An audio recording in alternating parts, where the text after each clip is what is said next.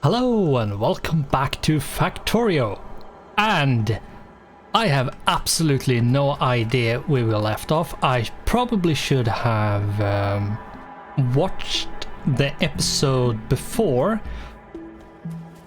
actually starting up the recording, but I didn't because I really didn't want to wait. But let's see where we are. We have the stone outpost, we have the iron outpost, we have the copper outpost, and we have the coal outpost up and running at this point. We have, let's see, do we have every single science? Yeah, we are doing every single science except the space science ones. We are doing 6 out of 7 at this point. We are having trouble with some resources like the green circuits and copper and iron and stone and a few other bits and bobs, it seems. Yeah, it's a supply issue. Like from one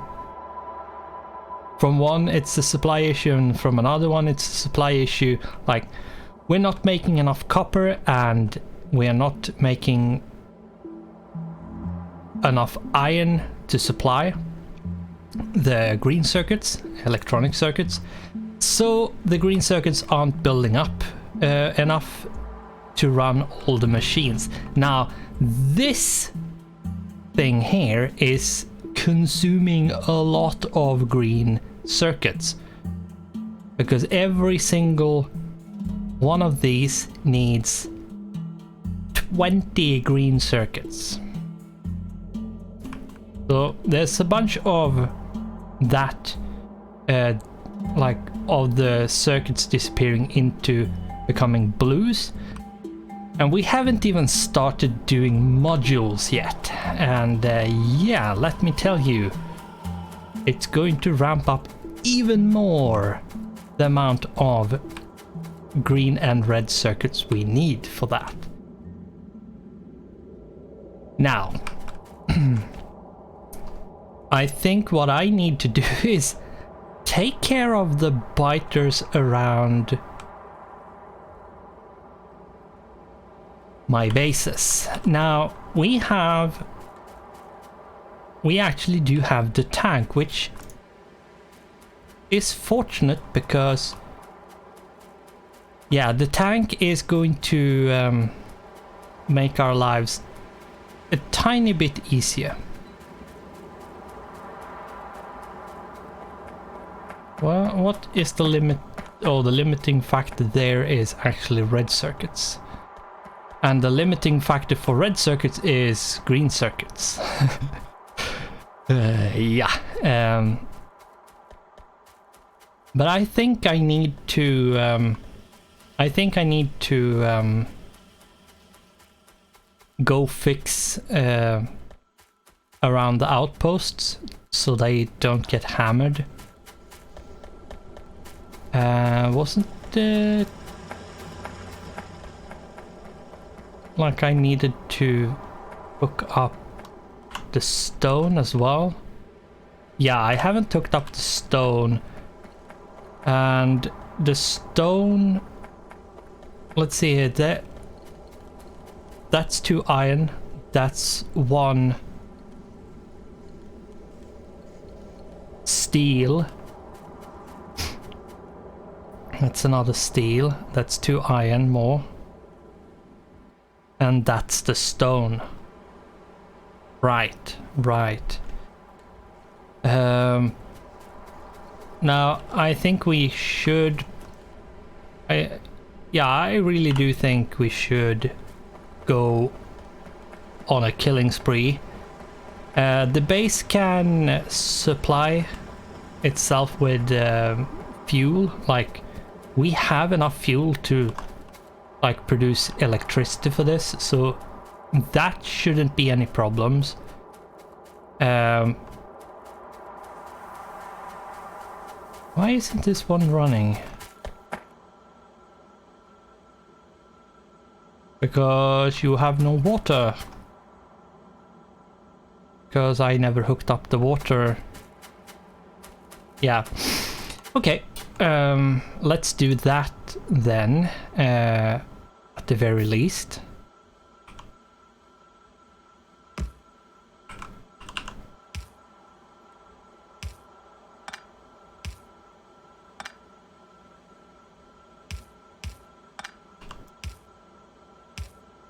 There we go. Now they should kick in and start producing electricity, which means they overall won't need to consume as fast. Now, where is my car? Turn off the pollution for the time being, just so I can see where my car... Okay, it's over there, down by the oil. Now, I do want to see the pollution when I bring up the map, because at least for me, the first thing I usually want to see is, okay, how is the pollution looking? And even if that's not the first thing I want to check, it might be something which, when I open up the map for whatever reason and I see, oh, I have a lot of pollution and it's in various places where there's a lot of biters,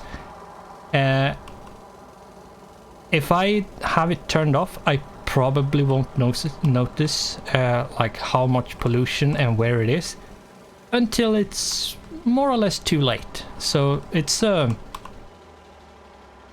I say, a way of reminding myself, go take care of whatever needs to be taken care of. Now, we are not using any like amazing ammo, but I think we should be fine. Now, I'm going to use the tank because the tank is a lot tankier. No pun intended, to be honest. But yeah, it can take a lot more. It takes less damage and it can take more damage before it's actually damage too much. So let's see. Let's turn on this. I don't have any laser turrets. Okay, so let's turn that one off then. I'm going to put away some stuff. Pick up that. I probably should have taken some fuel, but we will probably be fine for now. Let's put in that and the fuel. Now, the tank is going to use a lot of fuel and the tank is a lot slower, so we are going to have to be a bit careful. But it is better when it comes to like taking hits.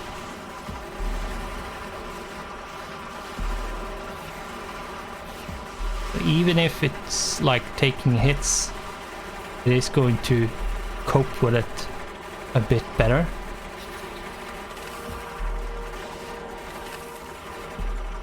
And yes, you can quite reliably like drive over fighters with the tank. Now, I think I probably should, once this nest is down, I will actually make sure to go back and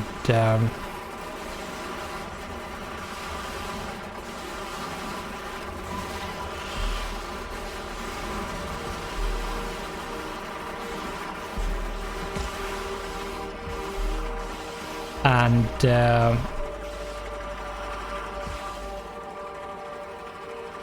take some better ammunition, because I do believe it's needed, especially since we have the big biters, because they can handle a lot more when it comes to damage. So they are a lot tankier, so they can take the hits if they need to. So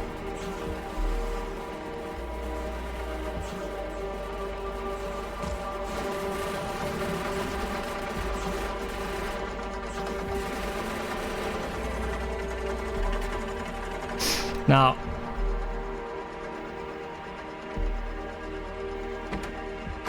we have taken a lot of damage, but we have destroyed all the nests. I am going to destroy the worms as well, but you don't necessarily need to do that, but I usually want to do that because it does get a bit messy if you don't like remove them.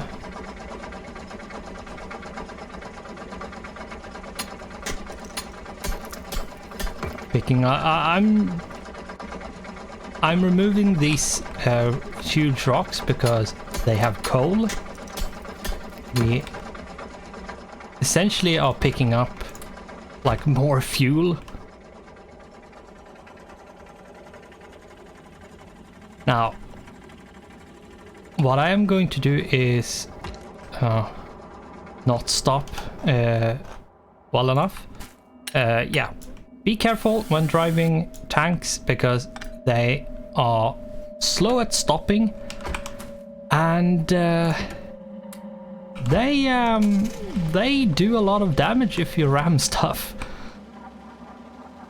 It's like getting hit by a train. Most things will get destroyed or damaged a lot by getting hit by a train.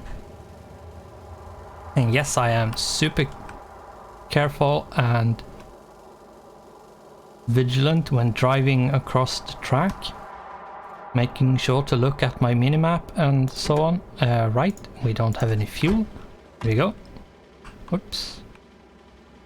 But yeah, what I need to do is to change the ammunition to become not the, like, I don't want the yellow crappy one at this point if I'm going to use the tank. And here's the thing, if we had didn't have the big biters and the medium worms or large worms, then it would have been fine.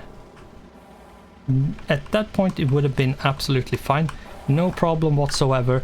However, since we do have them, we should be a bit careful when it comes to stuff. What I'm going to do is actually this.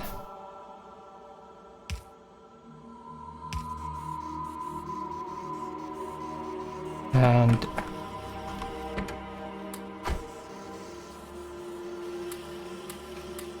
I'm going to put in as much ammunition in these as I can.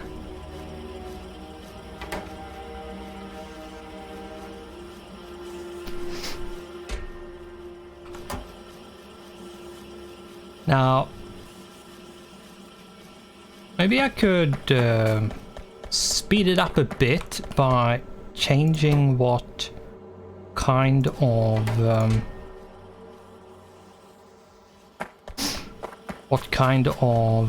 machine we are using. As long as, since it's basically a 1-to-1 ratio, as long as you upgrade all of them you're not really changing anything. You're just making the production line slightly faster.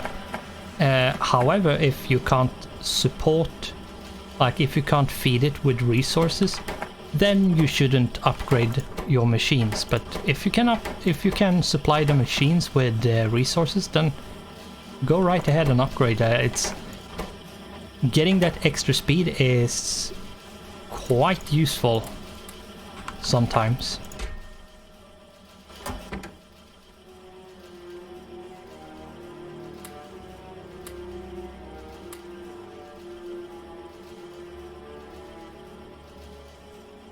Keeping some piercing rounds in the car, and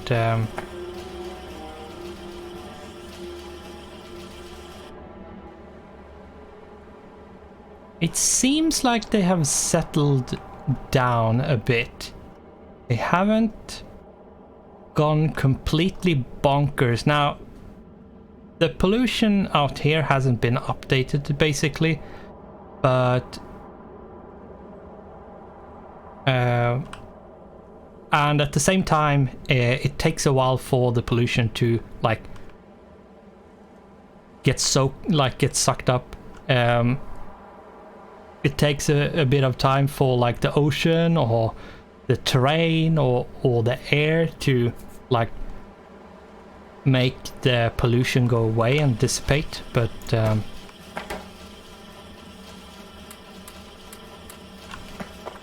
as it is in real life, actually. Takes a bit of time to actually get it to go away, so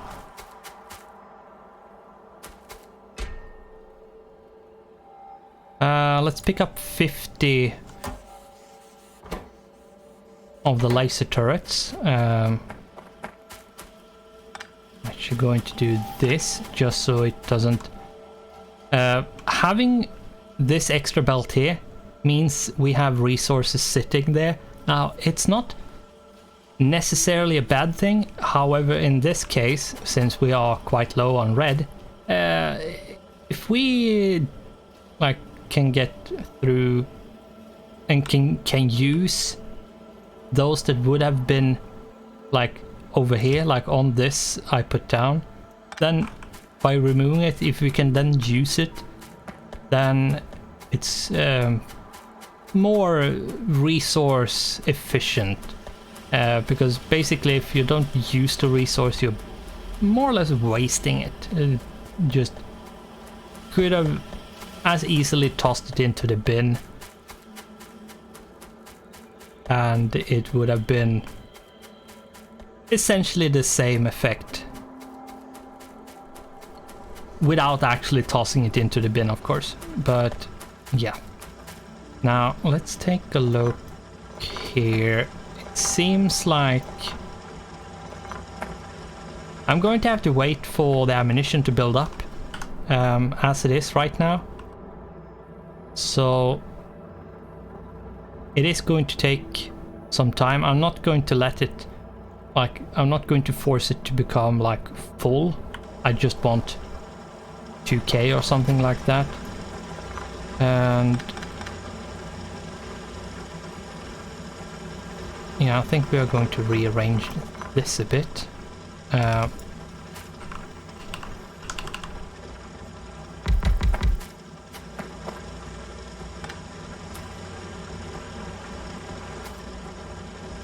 Not necessarily more of them, but yeah, whatever.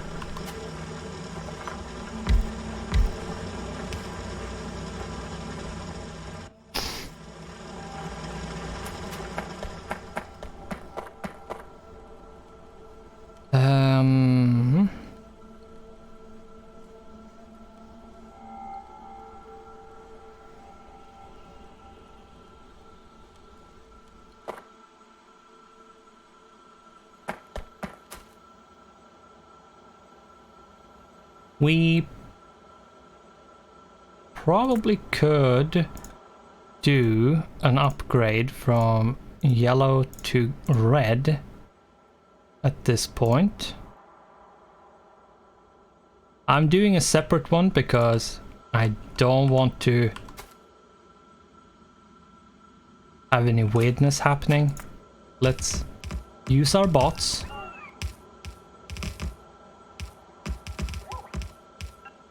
Essentially making the splitter, like making this like balancer faster is what I'm doing here by upgrading to red. So yeah, and this is fine. Now I most likely will have to upgrade, rather change this 8 to 4 to an 8x8 at some point. When I need to do that, I'm not sure. But I do believe at some point I will need to do it. Okay, this one is actually empty. So what I'm going to do is disconnect that and reconnect it. There we go.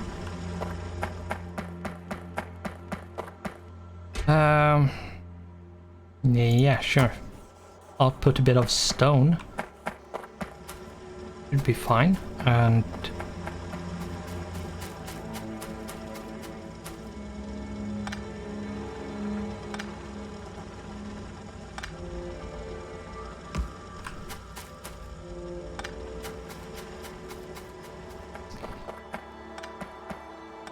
I usually like take this apart because like these kinds of networks, now not always, because it's not always possible depending on how you have put your networks together, but I would strongly recommend that having more than one connection point is desirable, so you don't need to do it like a bunch of weird stuff when it comes to connecting things, or have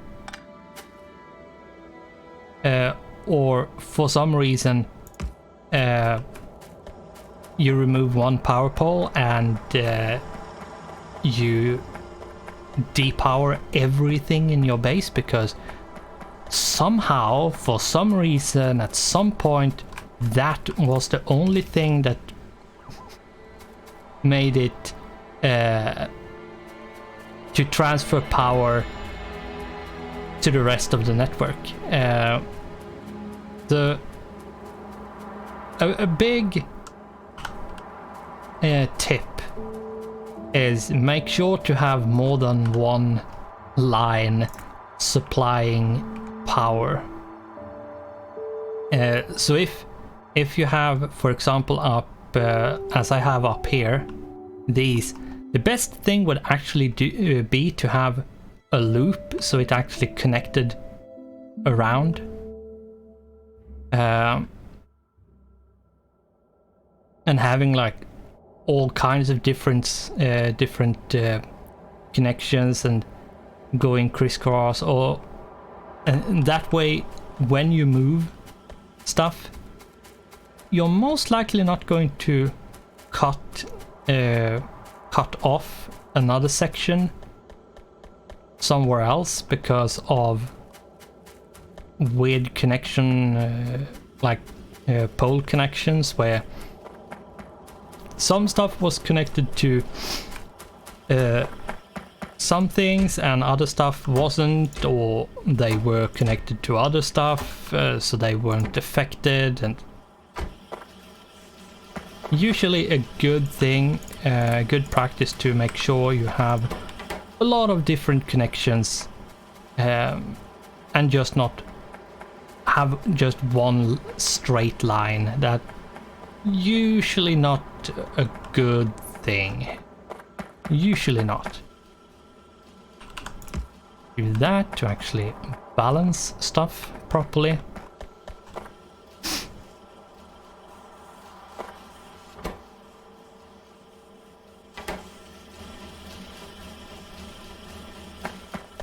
And yes, this way we will use a lot more, but that means it's going to be full on both belts, which means we will actually in the long run save more, because it's going to take less to keep it full, if it's actually going to stay full. I don't think so. Yeah, we basically need to hook up 2 more copper, and having the iron seems okay. We probably need 1 more for the time being, and hooking up the steel would actually be a good thing to supply a bit more, and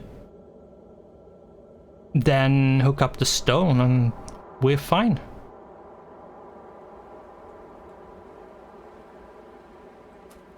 And what I do then is just run the...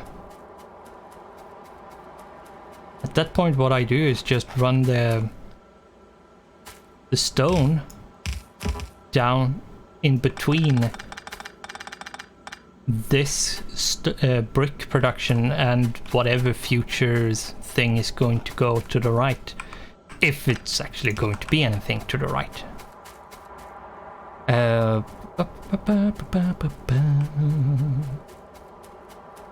Now, I did rush off to fight biters. Oh, that's not good. Ooh. Okay, we are going to have to put up a few laser turrets there, but yeah, as I was saying, I did put up I did rush off towards killing biters really before I was ready, and I would say that's another great tip for everyone, is that always make sure you know which level of biters you're fighting against, and when you know what level of biters you're fighting against, then you also need also know what kind of ammunition you're going to need, because like the firearm magazine, the yellow normal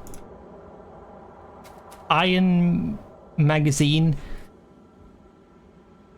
that it works on small and medium biters and spitters. Now, spitters are a lot weaker when it comes to like physical toughness. So what it is when it comes to biters, so the melee version of the enemies, at that point, if you use firearm magazines, you can fight against small and medium. When it comes to spitters, you can fight small, medium, and big. Since spitters have less armor, you can still do a good enough amount of damage to justify still use the worst ammunition. And when it comes to the worms, I would say the worst ammunition works if you're not getting any buffs or anything. Like, this is not getting any like weird damage increase from turrets or anything else. It's just normal flat damage, and when it comes to worms, it is small worms only. So, once again, small and medium biters, small, medium and big spitters, and small worms. When you get up to medium and large worms, you have to have the piercing rounds magazine. They do a lot more damage. It's not like a tiny bit more damage, it's a lot more damage. Now, let's take a peek. Yeah, since this stone area hasn't been doing anything, they haven't been producing any pollution, so they haven't actually triggered any nest so far, which is great. That's super good. Now, the iron, on the other hand, is spewing out a lot, and the copper one as well. The coal is not as bad, but it's still a lot, and we are going to need to take care of. And yeah, at this point our whole base is like bright red. It's what it is. Yeah, we need to fix the copper issue. The big issue really at this point is the amount of copper we get. We could probably fix it by upgrading the furnaces, but I'm not sure that's the solution, because then we need to increase, like, change the feeding belts, like the belts that brings the raw resources, then needs to be changed to red to be able to supply fast enough. And yeah, I'm not sure what to do, to be honest. The stone stuff needs to go. That needs to be removed. The copper here shouldn't last that much longer, hopefully. And other than that, I think all we need to do is to